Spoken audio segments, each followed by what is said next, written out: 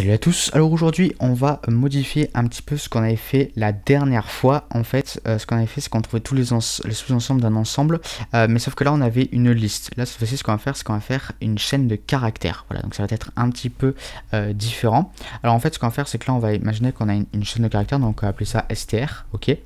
En fait ce qu'on va faire c'est qu'on va faire size, on va la longueur de la chaîne de caractères, et ensuite là ce qu'on va faire c'est qu'on va ajouter on va faire plutôt strj.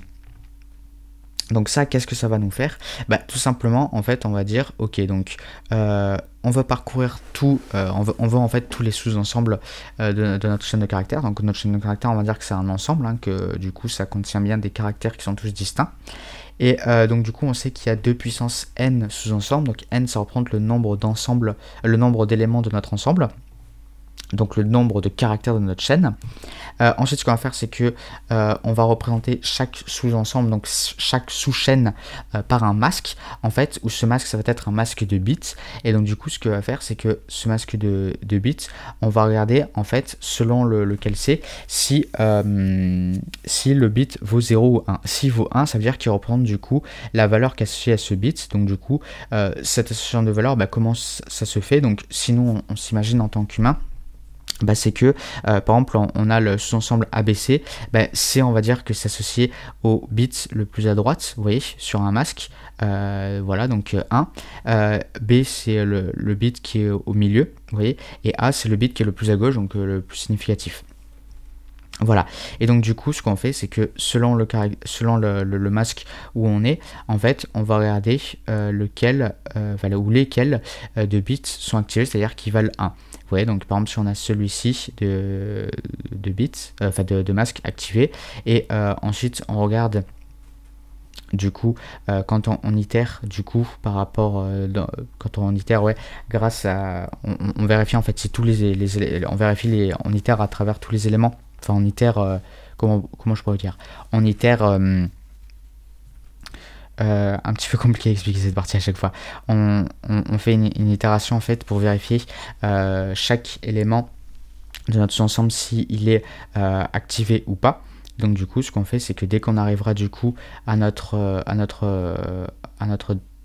itération où on regarde si A est activé, du coup on regarde, on compare du coup la valeur, donc notre masque qui est en fait un nombre de bits, un nombre en bits, avec du coup un décalage où on va juste le comparer en fait avec le GM bit qui est activé. C'est pour ça qu'on fait un décalage, vous voyez. Donc si on va faire là un décalage de 2, vous voyez, on va faire un décalage vers la gauche, donc du coup on va ajouter 2 0 vers la droite, c'est comme ça que ça sert à un décalage.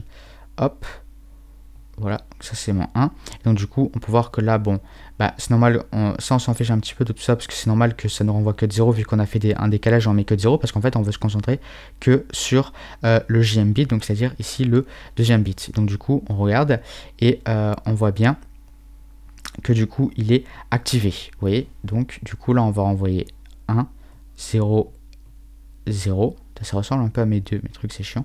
Et donc du coup le A est bien activé. En revanche, si on en était, je sais pas, si on en était à regarder, si on en était, je sais pas, je vais vous dire, disons le masque en fait, ou en binaire, ses valeurs c'est 0 1 0, ok.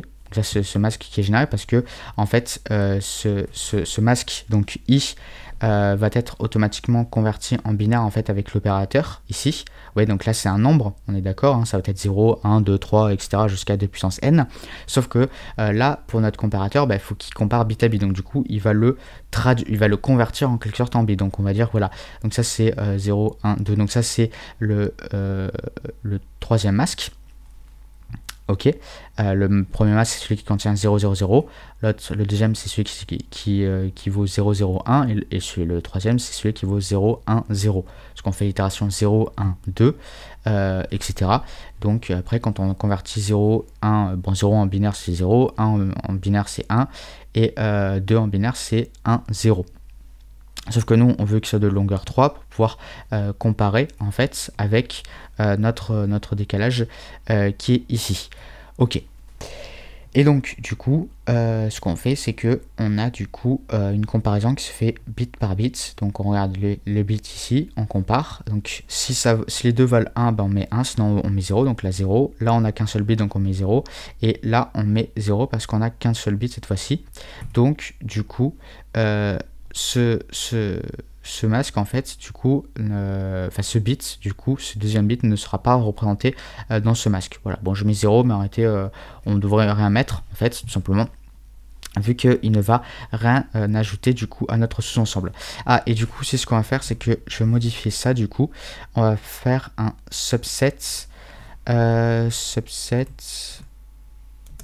plus égale strj. Voilà, comme ceci. Du coup, voilà, hop, je vais pouvoir tester subset et on va mettre ABC par exemple. Alors, qu'est-ce qu'il me met? Alors oui, je me suis trompé juste là. J'ai mis str s en minuscule alors que c'est s en majuscule.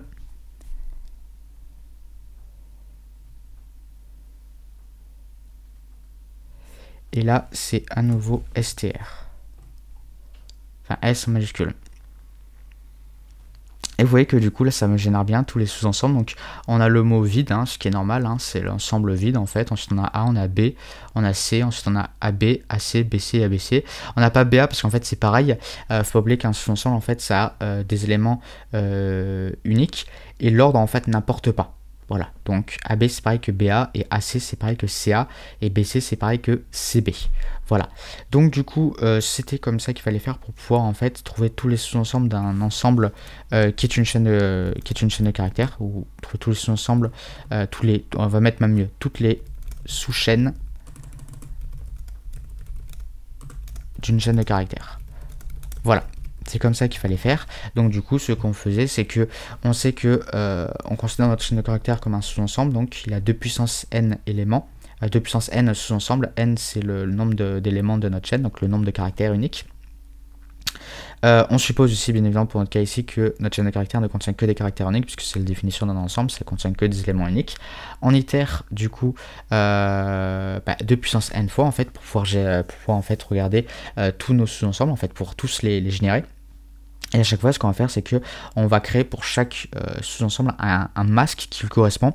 Et ce qu'on va faire, c'est que on va, pour ce masque, vérifier. Donc pour le IM masque, on va regarder chaque bit, en fait, grâce à cette itération. Donc chaque bit va représenter un élément de notre sous-ensemble, un élément de notre ensemble. Je vais y arriver un jour ou l'autre, peut-être, on ne sait pas.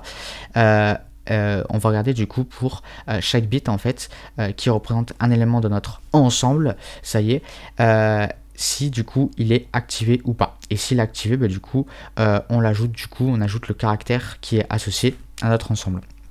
Vous voyez, donc il est tout simplement en fait associé par l'index, en fait, vous voyez ici dans notre cas. Et ensuite, une fois qu'on a fini de regarder pour ce masque, bah, on ajoute ce sous-ensemble et cette chaîne de caractères, du coup cette sous-chaîne de caractères. Et ensuite à la fin de l'itération, on renvoie toutes nos chaînes de caractères.